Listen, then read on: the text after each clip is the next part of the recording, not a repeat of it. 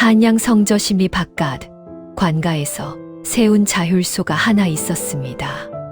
자율소란 부모 잃은 아이들과 병든 이들을 나라에서 거두어 돌보는 곳이지요. 그곳엔 말없는 아이 결이가 살고 있었습니다. 결이는 언제나 구석에 앉아 닭종이를 접었지요. 어느 날 전염병으로 부모를 잃은 연희가 자율소에 들어왔습니다. 연희는 밥도 거부한 채 시들어만 갔지요. 그날 밤 결이가 접은 종이새 한 마리가 연희의 눈물을 머금고는 달빛 아래서 황금빛으로 변해 하늘로 날아올랐습니다. 그 뒤로 자율소에선 이상한 일들이 계속 일어났습니다. 결이의 손끝에서 태어난 종이 생명들은 과연 무엇이었을까요? 아래 구독 버튼을 누르시면 오늘의 이야기가 시작됩니다. 조선시대에 백성들 사이엔 자율소라는 곳이 있었습니다. 자율이란 가엾게 여겨 돌본다는 뜻이지요. 부모 잃은 고아들, 병들어 거처 없는 이들, 굶주림에 쓰러진 이들을 거두는 곳이었습니다. 자율소는 주로 나라에서 세웠습니다. 각 고을마다 하나씩 있었지요. 관아에서 쌀과 옷감을 보내주고 관리를 파견해 운영했습니다. 하지만 나라실이 바쁘다 보니 자율소까지 신경 쓰는 관리는 드물었지요. 그저 형식적으로 쌀만 보내주고 살아있는지 죽었는지만 확인할 뿐이었습니다. 한양 성저심리를 벗어난 곳에도 그런 자율소가 하나 있었습니다. 기와집이긴 했지만 반쯤 무너져 있었고 담장도 군데군데 허물어져 있었지요. 마당엔 잡초가 무성했고 우물은 반쯤 말라 있었습니다. 그곳엔 20명 남짓한 아이들이 살았습니다. 나이는 대여섯 살부터 15살까지 다양했지요. 모두 부모 잃은 고아들이었습니다. 자율소를 관리하는 건 김서방이라는 사내였습니다. 김서방은 원래 관아 노비였다가 나이가 들어 자율소 관리인이 되었지요. 40이 넘은 나이였지만 자식이 없었습니다. 그래서인지 아이들을 제 자식처럼 돌봤습니다. 김서방의 아내 최 씨도 함께 살았습니다. 최 씨는 아침 저녁으로 아이들 밥을 지었고 빨래를 했고 병든 아이를 돌봤지요. 관아에서 한 달에 한 번 쌀을 보내왔습니다. 하지만 그것만으론 부족했지요. 김서방은 틈틈이 품팔이를 나가 돈을 벌었고 최 씨는 삭바느질을 해서 아이들 옷을 마련했습니다. 아이들은 각자 할 수 있는 일을 했습니다. 나무를 주우러 가거나 밭을 일구거나 빨래를 하거나 어린 아이들을 돌보았지요. 그 중에서도 유독 눈에 띄는 아이가 하나 있었습니다. 이름은 결이었습니다. 나이는 9살쯤 되어 보였지만 정확히는 아무도 몰랐지요. 결이는 말을 하지 않았습니다. 김서방이 데려온 지 3년이 되었지만 단 한마디도 하지 않았습니다. 3년 전 겨울이었습니다. 김서방이 한양거리에서 결이를 발견했지요. 결이는 종로 밑에 웅크리고 앉아 있었습니다. 추위에 떨고 있었고 입술은 파랗게 질려 있었습니다. 김서방이 물었습니다. 얘야, 부모는 어디 계시냐? 결이는 대답하지 않았습니다. 그저 고개를 저을 뿐이었지요. 집은 어디냐?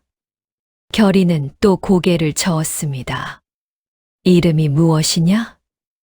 결이는 여전히 대답하지 않았습니다. 김서방은 결이를 업고 자율소로 데려왔습니다. 최 씨가 따뜻한 죽을 먹이고 옷을 입혔지요. 하지만 결이는 끝내 말을 하지 않았습니다. 최 씨가 물었습니다. 이 아이 이름을 뭐라고 부르면 좋겠소? 김서방이 고개를 갸웃했습니다. 글쎄, 이 아이가 우리와 인연을 맺었으니 결이라고 부르면 어떻겠소? 결이요? 그래, 맺을 결자. 인연의 매듭이란 뜻이지. 그렇게 아이는 결의가 되었습니다. 결의는 자율소에서 살았지만 다른 아이들과 어울리지 않았습니다. 언제나 자율소 구석 처마 밑에 앉아 있었지요. 손에는 늘 닭종이 몇 장과 작은 나무 가위가 들려 있었습니다. 그 종이와 가위는 김서방이 장에서 사온 것이었습니다. 결의가 자율소에 온 지 한 달쯤 되었을 때였지요. 김서방이 장에 갔다가 돌아오는 길에 종이를 파는 상인을 보았습니다. 그때 문득 생각이 났습니다. 결의를 처음 발견했을 때 결의의 손에 찢어진 종이 조각이 쥐어져 있었던 것이요. 김서방은 닭종이 몇 장을 사서 돌아왔습니다. 결아, 이거 가지고 놀아라. 결의의 눈이 반짝였습니다. 평소엔 텅 비어 있던 눈동자에 빛이 돌았지요.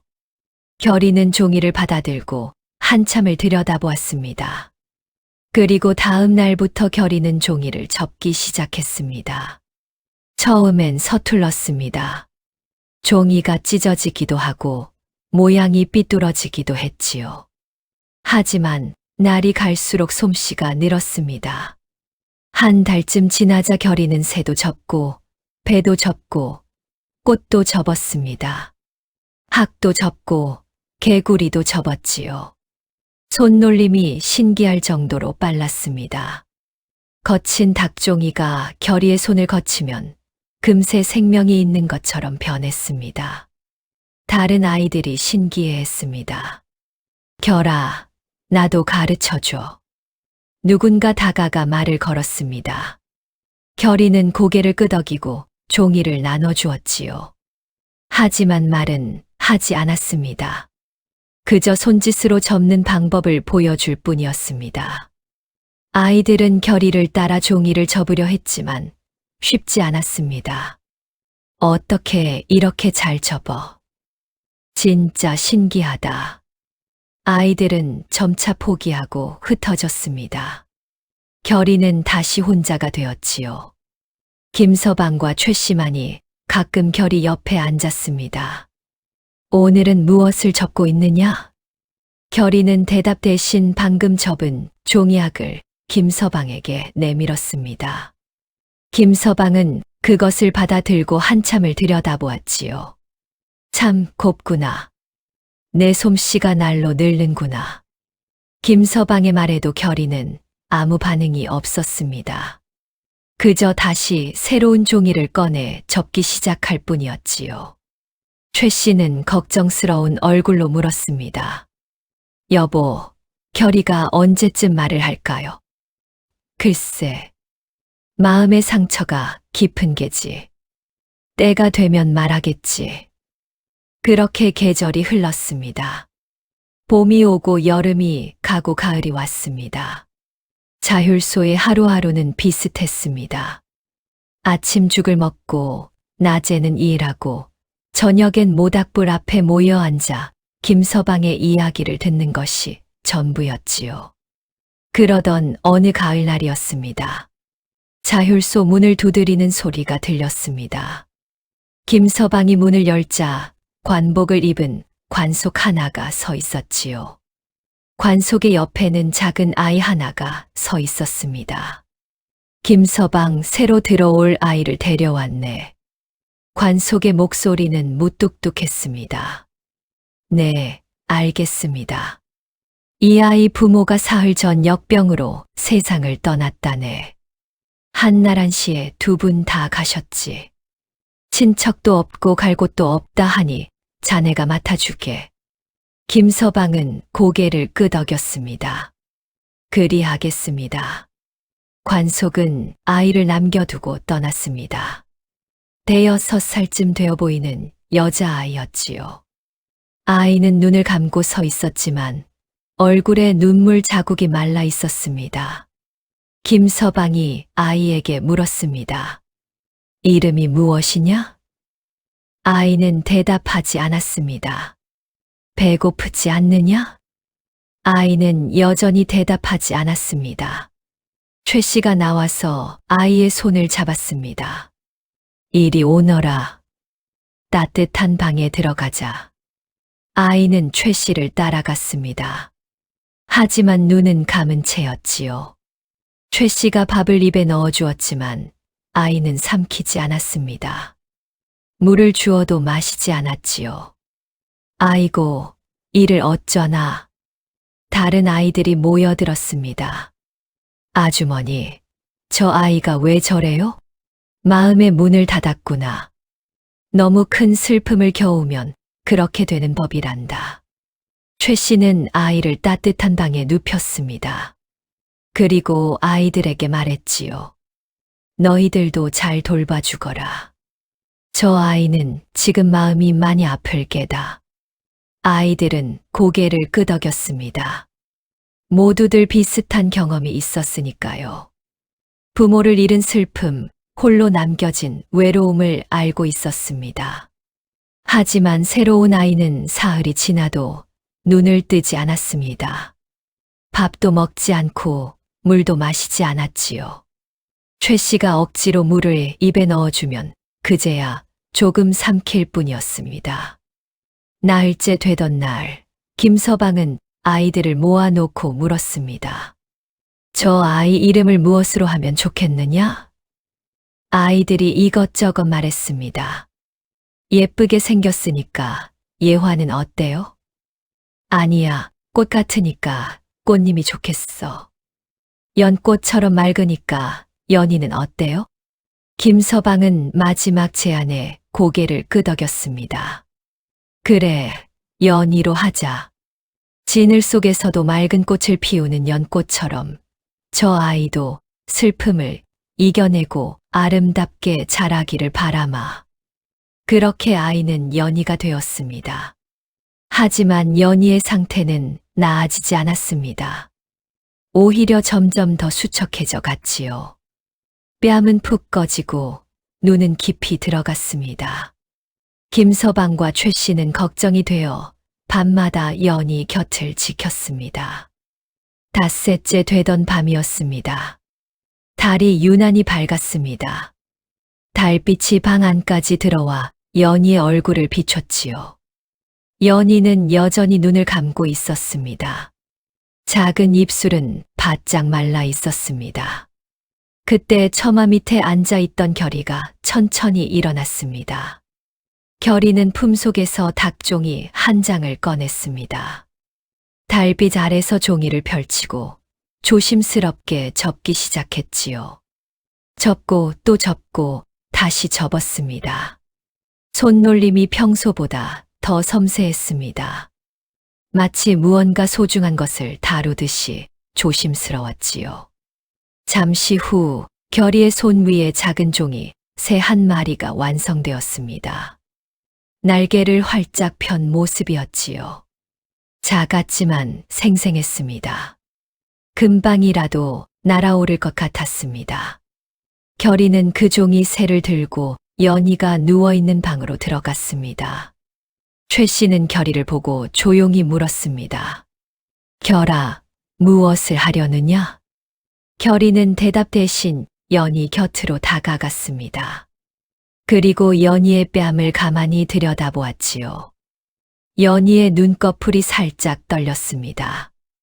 눈물 한 방울이 눈가에 맺혀 있었습니다. 말라붙은 눈물이 아니라 방금 흘러나온 눈물이었지요. 결이는 손가락을 뻗어 그 눈물을 살짝 찍었습니다. 그리고 종이 새의 눈 부분에 그 눈물을 톡 묻혔습니다. 그 순간이었습니다. 종이 새가 희미하게 빛나기 시작했습니다. 처음엔 아주 약한 빛이었지요. 하지만 점점 강해졌습니다. 달빛과 섞여 은은한 청백색 빛을 냈습니다. 최 씨의 눈이 커졌습니다. 이것이... 옆방에서 자던 김서방도 빛을 보고 깨어나 방으로 들어왔습니다. 무슨 일이냐? 결이는 종이 새를 연희의 가슴 위에 올려놓았습니다. 그리고 연희의 귓가에 대고 아주 작은 목소리로 속삭였습니다. 연희야, 결의의 목소리였습니다. 3년 만에 처음 내는 목소리였지요. 김서방과 최 씨가 동시에 놀라 서로를 바라보았습니다. 이 새에게 내 마음속 무거운 것을 실어 보내렴. 그러면 이 새가 하늘 넘어 계신 어머님 아버님께 내 소식을 전해줄 거야. 연희의 눈꺼풀이 다시 떨렸습니다. 그리고 천천히, 아주 천천히 눈을 떴지요. 연희의 눈동자는 텅 비어 있었습니다. 살아있는 사람의 눈이 아니었습니다. 그저 깊은 어둠만 가득했지요. 연희의 입이 열렸습니다. 미안해요. 가느다란 목소리였습니다. 나만 살아남아서 미안해요. 어머니, 아버지. 눈물이 주르륵 흘러내렸습니다. 연희는 흐느끼기 시작했지요. 제가 떡을 먹고 싶다고. 졸라서. 아버지가 장에 가셨어요. 그래서 병에 걸리셨어요. 제 잘못이에요. 제 잘못이에요. 연희는 온몸을 떨며 울었습니다. 닷새 동안 참았던 눈물이 터져 나왔지요. 결의는 연희의 손을 잡았습니다. 그리고 연희의 손을 종이 새 위에 올려놓았습니다. 내 잘못이 아니야. 아무도 내 잘못이라고 생각하지 않아. 부모님도 내가 행복하기만을 바라실 거야. 연희는 종이새를 두 손으로 감싸 쥐었습니다. 그리고 종이새에게 속삭였지요. 어머니, 아버지, 보고 싶어요. 정말, 정말 보고 싶어요. 그 순간 종이새가 환하게 빛났습니다. 새의 몸에서 빛이 뿜어져 나왔습니다. 방 안 전체가 밝아졌지요. 달빛보다 더 밝은 빛이었습니다. 연희의 가슴에서 무언가가 빠져나오는 것이 보였습니다. 검은 연기 같은 것이었지요. 슬픔과 죄책감과 두려움이 뒤섞인 무거운 어둠이었습니다. 그 어둠이 종이 새의 날개에 감겼습니다. 종이 새는 무거워진 듯 몸을 떨었지요. 하지만 포기하지 않았습니다. 종이로 만든 날개가 움직이기 시작했습니다. 정말로 살아있는 새처럼 날갯짓을 했지요. 종이 새는 연희의 손 위에서 떠올랐습니다. 천천히 조심스럽게 날아올랐습니다. 검은 어둠을 날개에 감은 채로요. 김서방이 창문을 열었습니다. 종이 새는 창밖으로 날아갔습니다. 달빛 아래로 올라갔지요. 처음엔 힘겹게 날았습니다. 감싼 어둠이 너무 무거웠으니까요. 하지만 달빛을 받자 변화가 일어났습니다. 종이 새의 몸이 황금빛으로 변하기 시작했습니다. 날개에 감긴 검은 어둠이 금빛 가루로 바뀌었지요. 그리고 그 금빛 가루가 흩어지며 사라졌습니다. 종이 새는 가벼워졌습니다. 그리고 힘차게 날갯짓하며 밤하늘 높이 올라갔습니다. 김서방과 최 씨, 결의, 그리고 연희는 창가에 서서 그 모습을 지켜보았습니다. 종이 새는 점점 더 높이 올라갔습니다. 달 가까이까지 올라가더니 달빛 속으로 사라졌지요. 잠시 후였습니다. 하늘에서 무언가가 내려오기 시작했습니다. 작은 빛들이었지요. 반딧불이보다 작고 별빛보다 따뜻한 빛들이었습니다. 그 빛들이 연희의 머리 위로 내려앉았습니다. 연희의 어깨 위로, 손등 위로, 뺨 위로 내려앉았지요. 연희는 그 빛들을 느꼈습니다. 따뜻했습니다. 마치 어머니의 손길 같았지요. 아버지의 품 같았습니다. 그 빛들 속에서 연희는 들었습니다. 괜찮다. 우리 딸. 내 잘못이 아니란다. 부디 밥 잘 먹고 행복하게 살 거라. 어머니의 목소리였습니다. 우리 딸, 사랑한다. 언제나 내 곁에 있을게. 아버지의 목소리였습니다. 연희는 그제야 웃었습니다. 눈물을 흘리면서도 웃었지요. 네, 어머니, 아버지, 고마워요. 사랑해요. 빛들이 천천히 사라졌습니다. 하지만 연희의 가슴 속엔 따뜻함이 남았습니다. 더 이상 무거운 돌덩이는 없었지요. 연희는 결의를 보았습니다. 고마워. 내가 아니었으면. 결의는 고개를 저었습니다. 그리고 다시 입을 다물었지요. 더 이상 말하지 않았습니다. 김서방은 두 아이를 보며 조용히 합장했습니다. 하늘이 내리신 기적이로구나. 최 씨는 눈물을 닦았습니다. 결의가 말을 했어요. 결의가 처음으로. 그날 밤은 그렇게 지나갔습니다. 다음 날 아침이었습니다. 연희가 방에서 나왔습니다. 아이들이 모두 놀랐지요. 연아, 일어났구나. 밥 먹을 수 있어? 연희는 고개를 끄덕였습니다. 그리고 마당으로 나가 다른 아이들 사이에 앉았지요. 최 씨가 죽을 떠다 주었습니다. 연희는 숟가락을 들고 천천히 죽을 먹기 시작했습니다. 한 술, 두 술, 세 술. 아이들이 박수를 쳤습니다. 잘한다, 연아. 많이 먹어. 연희는 그릇을 깨끗이 비웠습니다. 그리고 처음으로 밝은 얼굴로 웃었지요. 김서방과 최 씨도 웃었습니다. 결의도 구석에서 조용히 미소 지었습니다. 그날 이후 연희는 빠르게 회복되었습니다. 밥도 잘 먹고 다른 아이들과도 어울렸지요. 웃음소리도 커졌습니다. 하지만 결의는 여전히 말을 하지 않았습니다. 연희를 위해 그날 밤 한 번 말했을 뿐 다시는 입을 열지 않았지요. 최 씨가 물었습니다. 결아, 왜 말을 하지 않느냐? 내가 말할 수 있다는 걸 우리 모두 봤단다. 결의는 고개를 저었습니다. 그리고 다시 종이를 접기 시작했지요. 김서방이 말했습니다. 그냥 두게. 결의에겐 결의만의 사정이 있겠지. 그렇게 또 계절이 지나갔습니다. 어느 날이었습니다. 자율소에 새로운 아이가 들어왔지요. 10살쯤 되어 보이는 사내아이였습니다. 이름은 돌쇠였습니다.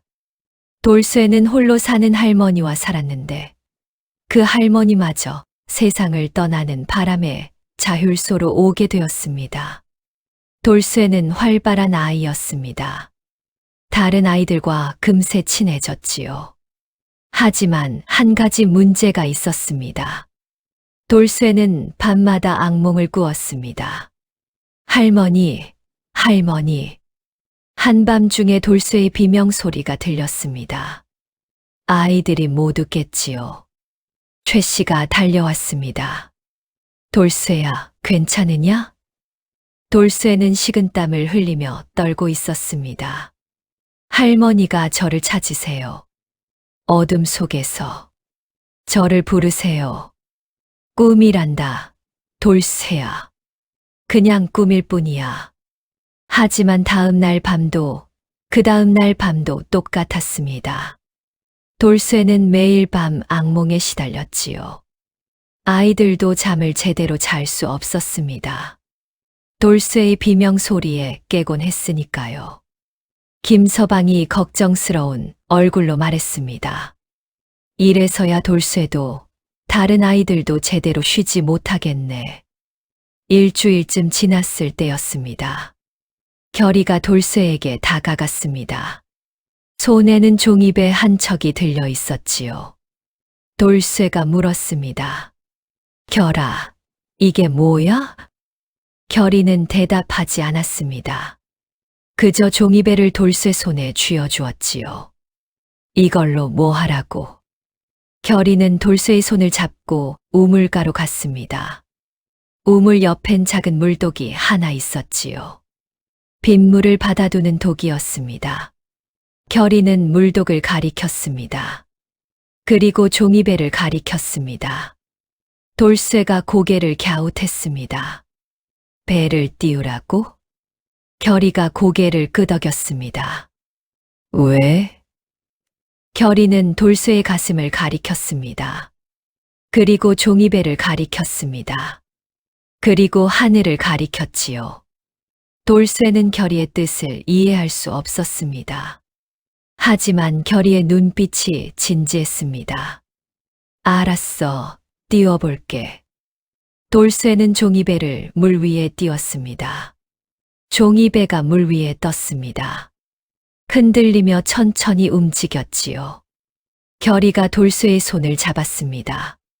그리고 종이배를 가리켰습니다. 결이가 작은 목소리로 속삭였습니다. 할머니께 인사를. 돌쇠가 놀라 결이를 봤습니다. 결아, 너. 하지만 결이는 이미 입을 다물었습니다. 돌쇠는 종이배를 바라보았습니다. 그리고 천천히 입을 열었지요. 할머니, 저 돌쇠예요. 할머니, 보고 싶어요. 할머니가 돌아가셨을 때, 저 제대로 인사도 못 드렸어요. 마지막 말씀도 못 들었어요. 미안해요, 할머니. 돌쇠의 눈에서 눈물이 떨어졌습니다. 눈물이 물독에 떨어져 파문을 일으켰지요. 그 순간 종이배가 빛나기 시작했습니다. 희미한 빛이었지만 분명히 빛나고 있었습니다. 종이배가 물 위에서 스스로 움직이기 시작했습니다. 빙글빙글 돌았지요. 그리고 점점 빨리 돌았습니다. 돌쇠가 눈을 크게 떴습니다. 이게 무슨... 종이배에서 작은 물기둥이 솟아올랐습니다. 투명한 물기둥이 하늘로 올라갔지요. 그 물기둥 속에서 돌쇠는 보았습니다. 할머니의 모습이었습니다. 희미했지만 분명히 할머니였습니다.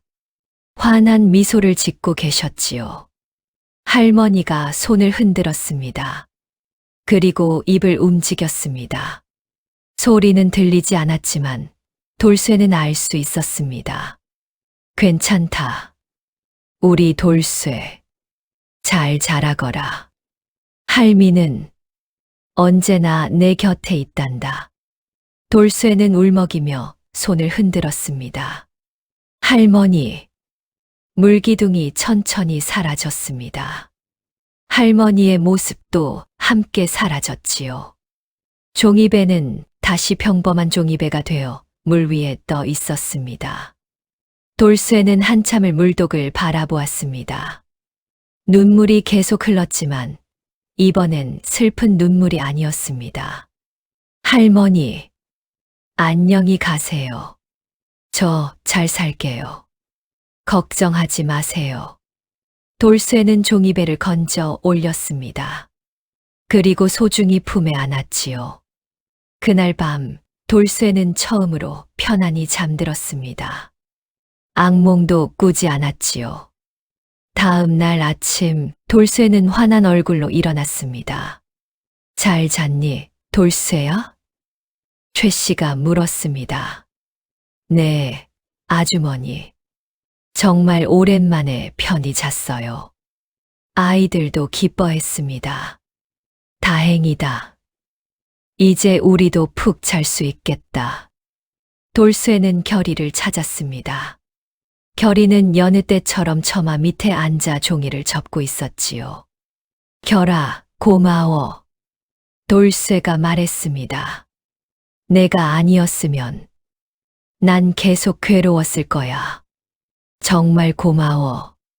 결이는 고개를 끄덕이며 미소 지었습니다. 돌쇠는 품에서 종이배를 꺼냈습니다. 이거 소중히 간직할게.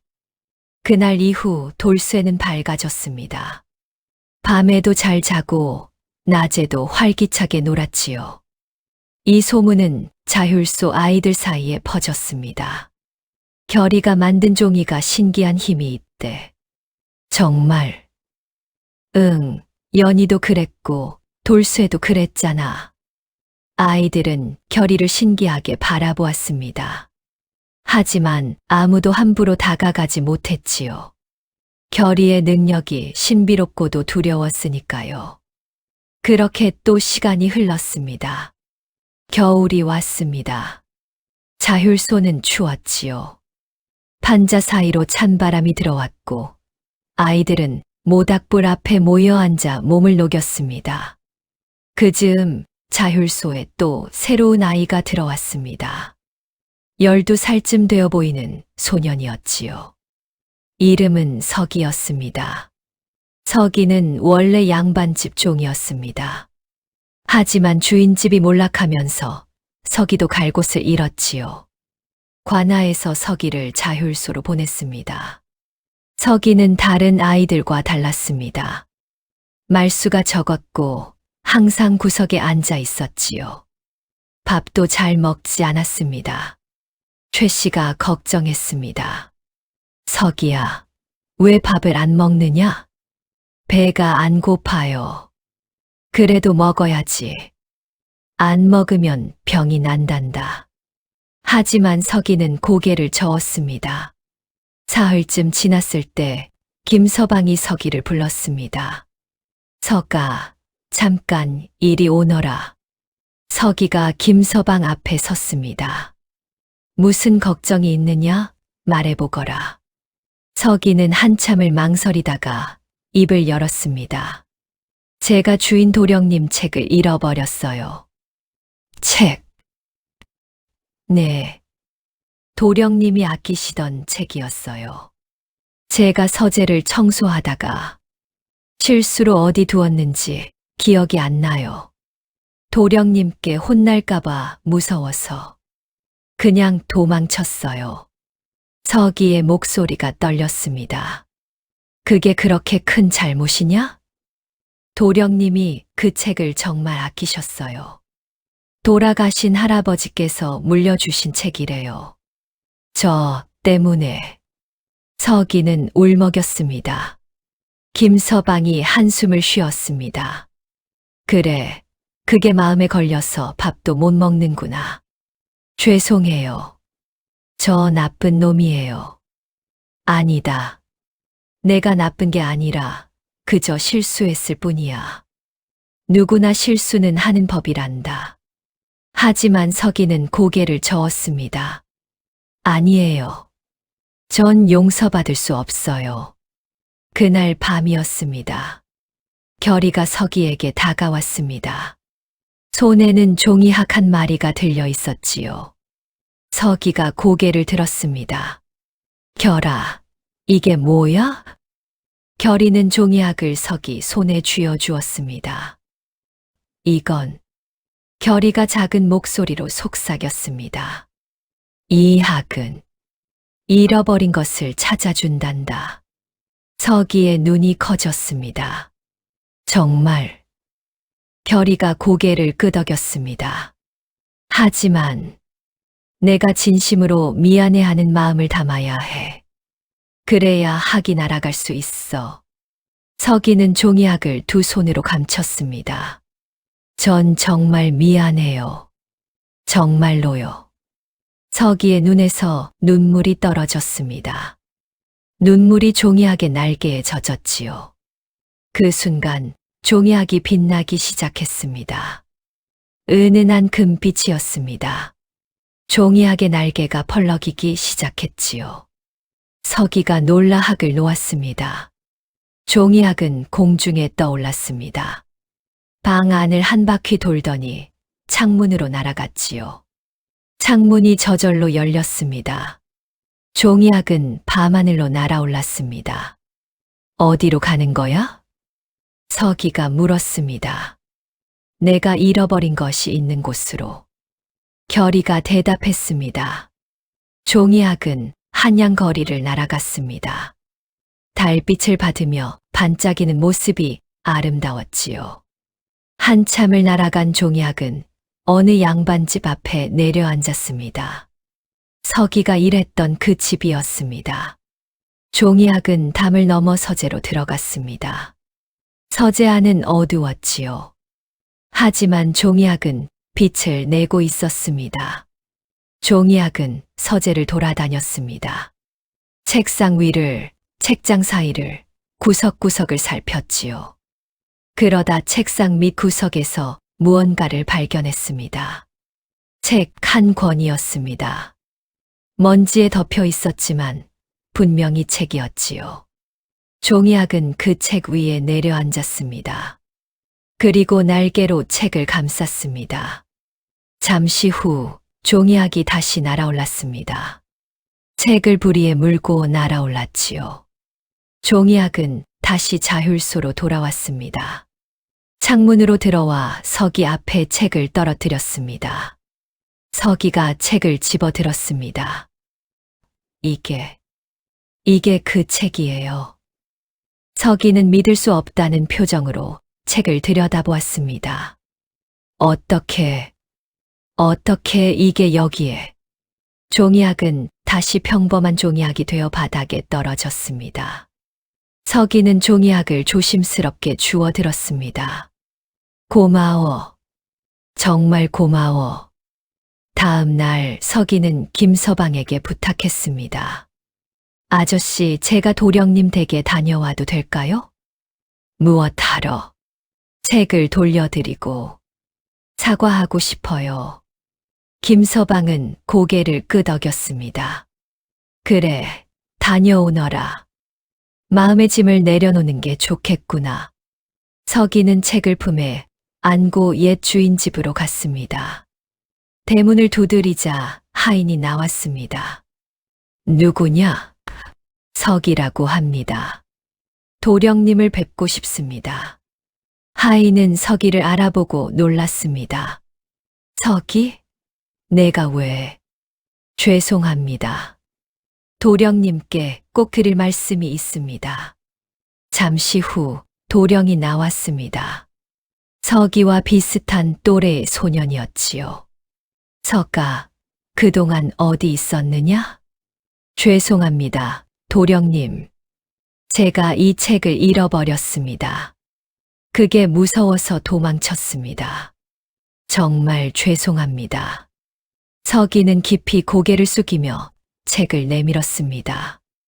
도령은 책을 받아들고 한참을 바라보았습니다. 이 책을 어디서 찾았느냐? 서재 책상 밑에 있었습니다. 제가 청소하다가 실수로 거기 두었던 것 같습니다. 도령은 한숨을 쉬었습니다. 서가, 나는 내가 책을 잃어버렸다고 화내지 않았을 텐데. 왜 도망쳤느냐? 죄송합니다. 전 그저 무서웠습니다. 도령이 서기의 어깨에 손을 얹었습니다. 책보다 내가 더 소중했다. 내가 무사해서 다행이구나. 서기는 눈물을 흘렸습니다. 감사합니다, 도령님. 지금은 어디서 지내느냐? 자율소에 있습니다. 도령이 고개를 끄덕였습니다. 그곳에서 잘 지내거라. 그리고 이따금 나를 찾아와도 좋다. 정말 괜찮으신가요?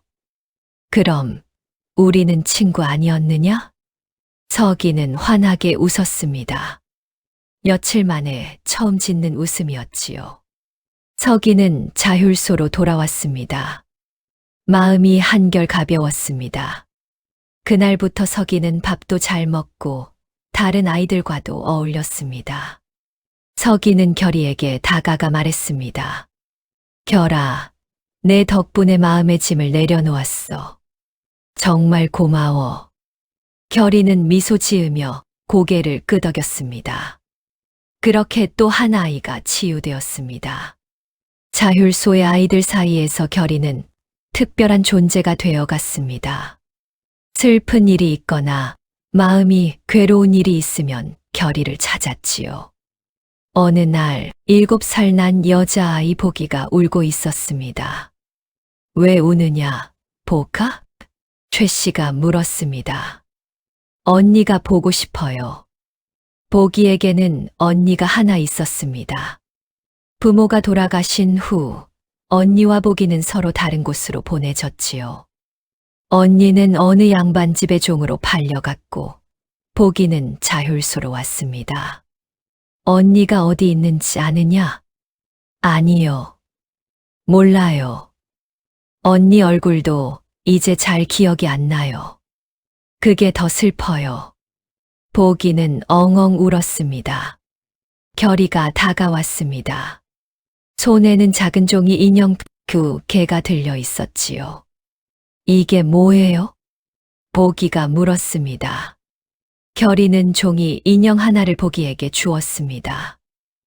이건 내 언니란다. 결이가 속삭였습니다. 그럼 이건요? 이건 너야. 두 인형을 함께 쥐고 언니를 생각해봐. 보기는 두 인형을 손에 쥐었습니다. 그리고 눈을 감고 언니를 생각했지요. 언니의 얼굴이 떠올랐습니다. 희미했지만 분명히 언니였습니다. 따뜻한 미소를 짓던 언니. 그 순간 종이 인형이 따뜻해졌습니다. 보기가 눈을 떴습니다. 인형이 빛나고 있었지요. 보기의 머릿속에 언니의 목소리가 들렸습니다. 보가. 언니야. 보고 싶었어. 언니. 보기가 외쳤습니다. 보가, 언니는 잘 지내고 있어. 너도 건강하게 지내. 언젠가 우리 꼭 다시 만날 거야. 약속해. 언니, 보고 싶어요. 언니도 보고 싶어. 항상 내 생각하고 있어. 사랑해, 우리 보기. 빛이 사라졌습니다. 종이 인형은 다시 평범한 종이가 되었지요. 하지만 보기의 얼굴엔 미소가 번졌습니다. 언니가 잘 지낸대요. 언니도 저를 생각한대요. 보기는 종이 인형을 가슴에 꼭 안았습니다. 그날 이후 보기는 울지 않았습니다. 가끔 종이 인형을 꺼내보며 언니를 떠올렸지요. 그러면 마음이 따뜻해졌습니다. 이렇게 결이는 자율소의 아이들을 하나하나 치유해 나갔습니다. 하지만 결이 자신의 상처는 여전했습니다. 어느 날 밤, 최 씨가 결이 옆에 앉았습니다. 결아, 너도 아픈 기억이 있지? 결이는 고개를 끄덕였습니다. 언젠가 내가 말하고 싶을 때 우리에게 말해주겠니? 결이는 망설이다가 고개를 저었습니다. 아직은 안 돼요. 결이의 목소리였습니다. 그래, 서두르지 않아도 된단다. 최 씨는 결이의 머리를 쓰다듬었습니다. 겨울이 깊어갔습니다. 눈이 내리기 시작했지요. 자율소 마당에 하얀 눈이 쌓였습니다. 아이들은 신이 나서 눈사람을 만들고 눈싸움을 했습니다. 하지만 눈과 함께 추위도 왔습니다.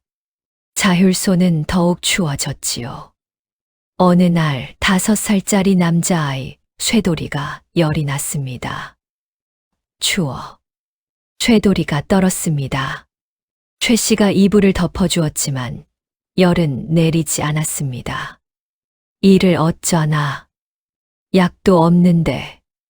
김서방이 관아에 가서 약을 구해오려 했지만 관아에서도 약이 떨어졌다고 했습니다. 쇠돌이의 열은 점점 더 올라갔습니다. 얼굴이 빨개지고 헛소리를 하기 시작했지요.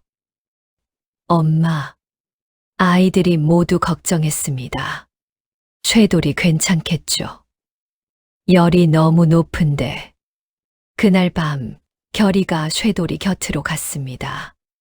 결이는 품에서 종이 한 장을 꺼냈습니다. 그리고 조심스럽게 접기 시작했지요. 이번엔 꽃이었습니다. 연꽃을 접었습니다. 활짝 핀 연꽃이었지요.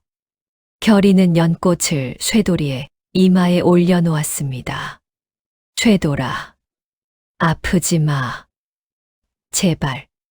결이가 속삭였습니다. 연꽃이 빛나기 시작했습니다. 시원한 청록빛이었습니다. 마치 한여름 연못의 빛 같았지요. 그 빛이 쇠돌이의 몸을 감쌌습니다. 신기하게도 쇠돌이의 숨이 편안해졌습니다. 떨림도 멈췄지요. 아침이 되었습니다. 쇠돌이가 눈을 떴습니다. 배고파요. 쇠돌이가 말했습니다. 최씨가 달려왔습니다. 쇠돌아, 깨어났구나. 이마를 짚어보니 열이 내려가 있었습니다. 어떻게 된 거지? 간밤까지만 해도. 아이들이 모두 신기해했습니다. 결이만 조용히 미소 지었습니다. 쇠돌이의 이마 위에 놓인 종이 연꽃은 이미 시들어 있었지요. 그렇게 겨울이 지나갔습니다. 봄이 왔습니다. 자율소 마당에 꽃이 피기 시작했지요. 어느 날 관아에서 사람이 왔습니다. 김서방 나라님께서 자율소를 돌아보신다 하네. 아이들 단속 잘하게.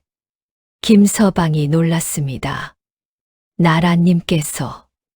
그래, 새로 부임하신 관찰사 어른이시지. 백성들 살림을 직접 보고 싶으시다더군. 며칠 후 정말로 관찰사가 자율소를 찾아왔습니다. 아이들은 긴장했습니다. 관복을 입은 높은 양반을 처음 보았으니까요. 관찰사는 자율소를 둘러보았습니다. 시설이 많이 낡았구만. 죄송합니다. 나으리.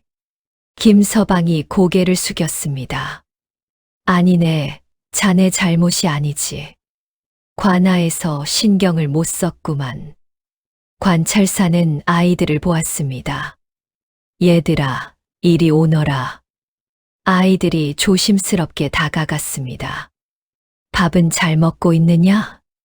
네, 나으리. 아픈 곳은 없고. 없습니다, 나으리. 관찰사가 고개를 끄덕였습니다. 그때 관찰사의 눈에 결이가 들어왔습니다. 결이는 구석에 앉아 종이를 접고 있었지요. 저 아이는 무엇을 하고 있느냐? 아, 저 아이는 결이라 합니다. 종이 접기를 좋아하지요. 관찰사가 결이에게 다가갔습니다. 무엇을 접고 있느냐? 결이는 대답하지 않았습니다. 그저 방금 접은 종이학을 관찰사에게 내밀었지요. 관찰사는 종이학을 받아들었습니다. 오, 솜씨가 좋구나. 정말 살아있는 학 같구나. 관찰사는 한참을 종이학을 들여다보았습니다. 신기하군. 이 아이에겐 재주가 있어. 관찰사가 김서방에게 말했습니다. 이 아이를 잘 돌보게. 언젠가 큰 사람이 될 게야. 명심하겠습니다. 나으리. 관찰사는 자율소를 떠나기 전에 쌀과 옷감을 넉넉히 보내주겠다고 약속했습니다. 아이들은 기뻐했습니다. 이제 배불리 먹을 수 있겠다. 새 옷도 입을 수 있어. 김서방과 최씨도 안도했습니다. 하지만 결이는 여전히 조용히 종이를 접고 있었습니다. 그날 밤 연희가 결이에게 다가왔습니다. 결아, 나으리께서 내 솜씨를 칭찬하셨어. 기쁘지 않아? 결이는 고개를 저었습니다. 왜? 제 솜씨가 좋아서 종이를 접는 게 아니에요. 그럼 아픈 사람들을, 슬픈 사람들을 돕고 싶어서. 연희가 결이의 손을 잡았습니다. 넌 정말 착한 아이야, 결아. 결이는 슬픈 얼굴로 웃었습니다. 전 착하지 않아요. 전 나쁜 아이예요. 왜 그런 말을 해? 하지만 결이는 더 이상 말하지 않았습니다. 봄이 깊어갔습니다. 자율소엔 평화가 찾아왔지요. 하지만 그 평화는 오래 가지 않았습니다. 어느 날 자율소에 낯선 사내가 찾아왔습니다. 사내는 관복을 입고 있었지만 얼굴이 험악했지요. 김서방이 누구냐? 제가 김서방입니다. 나는 관아의 이서방이라 하오. 자율소를 점검하러 왔소. 아, 네. 어서 오십시오. 하지만 이서방의 태도는 불친절했습니다. 자율소를 둘러보며 이것저것 트집을 잡았지요. 마당의 잡초가 왜 이렇게 많소? 담장이 허물어졌는데 왜 고치지 않았소? 아이들 옷이 남루하구만. 김서방이 변명했습니다. 예산이 부족해서 최대한 절약하며 쓰고 있습니다. 절약. 나라에서 쌀을 보내주는데도 부족하단 말이오. 아이들이 많다 보니 이서방은 코웃음을 쳤습니다. 혹시 중간에서 빼돌리는 것 아니오? 그런 일은 절대. 확인해 봐야겠소. 이서방은 자율소의 곳간을 조사했습니다. 장부를 뒤지고 쌀독을 확인했지요. 하지만 아무 문제도 없었습니다. 김서방은 정직한 사람이었으니까요. 이서방은 불만스러운 얼굴로 돌아갔습니다. 며칠 후 또 찾아왔습니다. 이번엔 다른 핑계를 대며 트집을 잡았지요. 김서방은 괴로웠습니다. 대체 왜 저러는 걸까? 최 씨가 걱정스럽게 말했습니다. 저 사람 뇌물을 원하는 게 아닐까요? 하지만 우리에게 줄 돈이 어디 있소? 김서방은 고민에 빠졌습니다. 이서방은 계속 자율소를 괴롭혔습니다. 아이들까지 불안해졌지요. 어느 날 이서방이 또 찾아왔습니다. 이번엔 결의를 보고 말했습니다. 이 아이를 관아로 데려가겠소. 네. 김서방이 놀랐습니다. 이 아이에겐 재주가 있다 들었소. 관아에서 쓰면 되겠소. 안 됩니다. 결의는 아직 어린아이입니다. 자율소 아이들은 모두 나라 것이오. 관아에서 필요하다면 데려갈 수 있소. 이서방이 결의의 팔을 잡았습니다. 그 순간 결의가 처음으로 크게 소리쳤습니다. 싫어요. 모두가 놀랐습니다. 결의가 그렇게 큰 소리로 말한 건 처음이었으니까요. 싫어요. 전 여기 있을 거예요. 결의가 울먹였습니다. 전 또 잃고 싶지 않아요. 소중한 사람들을 또 잃고 싶지 않아요. 결의의 눈에서 눈물이 흘렀습니다. 전 원래 양반집 아이였어요. 부모님이 계셨어요. 하지만 제가 종이 접기에만 빠져서 부모님 말씀을 안 들었어요. 결의는 흐느꼈습니다. 그러다 집에 불이 났어요. 전 밖에서 종이를 접고 있었어요. 부모님은 집 안에 계셨는데 전 몰랐어요. 나중에 알았을 땐 이미 아이들이 모두 숨을 죽였습니다. 그래서 전 말을 잃었어요. 제 잘못이니까요. 전 말할 자격이 없어요. 결의는 바닥에 주저앉았습니다. 하지만 여기 와서 여러분을 만나서 제가 할 수 있는 게 생겼어요. 종이로 사람들을 도울 수 있다는 걸 알았어요. 그게 저를 살게 했어요. 김서방이 결의를 안아주었습니다. 결아, 내 잘못이 아니란다. 최 씨도 연희도 다른 아이들도 모두 결이를 감싸 안았습니다. 결아, 우린 내 가족이야. 우리 결이를 어디에도 보내지 않을 거야. 이서방은 이 광경을 보고 혀를 찼습니다. 쓸데없는 짓을. 하지만 더 이상 결이를 데려가려 하지 않았습니다. 그날 이후 결이는 조금씩 말을 하기 시작했습니다. 아직 많이 말하진 않았지만 가끔 아이들과 이야기를 나누었지요. 관찰사가 이서방의 행동을 알게 되었습니다. 이서방은 파직되었고 자율소는 평화를 되찾았지요. 계절이 다시 바뀌었습니다. 여름이 오고 가을이 왔습니다. 결이는 여전히 종이를 접었습니다. 하지만 이젠 다른 아이들도 함께 배웠지요. 결아, 이렇게 접는 거 맞아? 응, 잘하고 있어. 결이가 대답했습니다. 자율소 마당엔 종이로 만든 새들, 꽃들, 배들이 가득했습니다. 어느 날 저녁 모두가 모닥불 앞에 모였습니다. 김서방이 말했습니다. 우리 각자 소원을 말해볼까? 아이들이 하나씩 소원을 말했습니다. 전 맛있는 거 많이 먹고 싶어요. 전 예쁜 옷을 입고 싶어요. 전 커서 훌륭한 사람이 되고 싶어요. 결이의 차례가 왔습니다. 결이는 잠시 생각하다가 말했습니다. 전 모두가 행복했으면 좋겠어요. 슬픔이 없는 세상이 왔으면 좋겠어요. 아이들이 고개를 끄덕였습니다. 그래, 좋은 소원이야. 우리 모두 행복하자. 달빛이 자율소를 비췄습니다.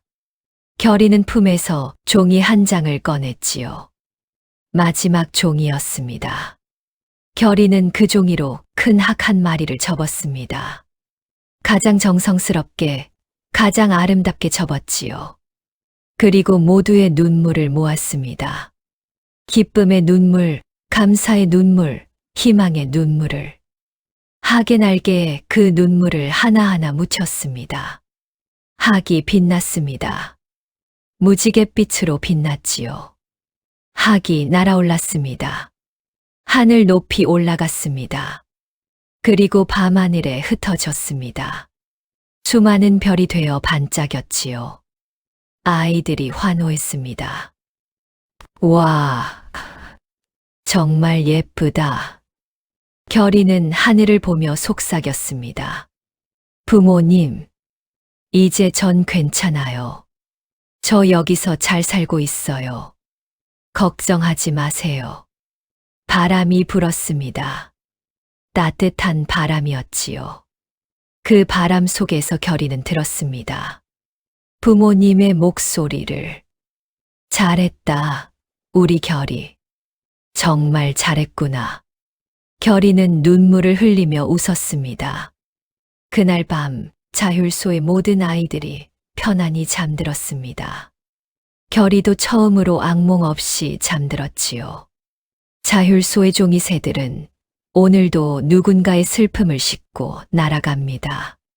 그리고 희망을 실어 돌아옵니다. 세월이 흘러 결이는 15살이 되었습니다. 이제 자율소에서 가장 나이 많은 아이가 되었지요. 결이는 여전히 종이를 접었습니다. 하지만 이젠 혼자가 아니었습니다. 결아, 이번엔 배를 접어볼까? 좋아, 같이 접자. 아이들의 웃음소리가 자율소 마당에 가득했습니다. 어느 날 김서방이 결이를 불렀습니다. 결아, 너도 이제 나이가 들었구나. 앞으로 어떻게 살고 싶으냐? 결이는 잠시 생각하다가 대답했습니다. 전 여기 남아서 아이들을 돌보고 싶어요. 김서방님과 최씨 아주머니처럼요. 김서방이 환하게 웃었습니다. 그래, 그거 참 좋은 생각이구나. 그리고 종이 접기를 계속하고 싶어요. 아픈 사람들, 슬픈 사람들을 계속 돕고 싶어요. 최 씨가 결이의 머리를 쓰다듬었습니다. 우리 결이가 이렇게 컸구나. 그날 밤 결이는 마지막 종이 한 장을 꺼냈습니다. 그리고 작은 종이 새를 접었지요. 새에 자신의 눈물 한 방울을 묻혔습니다. 이번엔 슬픔의 눈물이 아니라 감사의 눈물이었습니다. 종이 새가 빛났습니다. 하지만 날아가지 않았지요. 그저 결이의 손 위에서 조용히 빛날 뿐이었습니다. 결이는 알았습니다. 이 새는 더 이상 슬픔을 싣고 갈 필요가 없다는 것을요. 이제 자율소엔 슬픔보다 웃음이 많았으니까요. 결이는 종이 새를 품에 넣고 밤하늘을 올려다보았습니다. 부모님, 저 이제 정말 괜찮아요. 여기 제 가족들이 있어요. 제가 지킬 사람들이 있어요. 별들이 반짝였습니다. 마치 대답하듯이요. 자율소의 종이 새들은 오늘도 누군가의 마음을 어루만집니다.